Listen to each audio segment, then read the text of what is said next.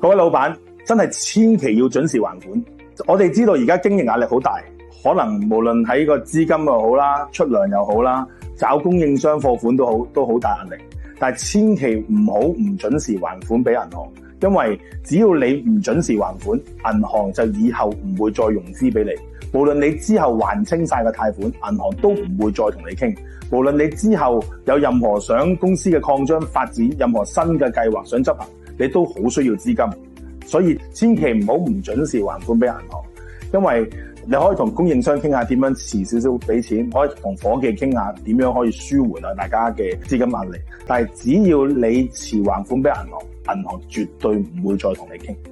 所以記得，如果有資金壓力嗰陣時候，早少少揾我哋 Wisdom， 我哋 Wisdom 一定幫到你嘅，同我哋傾下。想了解更多詳情，即刻揾我哋 Wisdom 啊！我哋不成功不收費，免費諮詢，專業守法保密。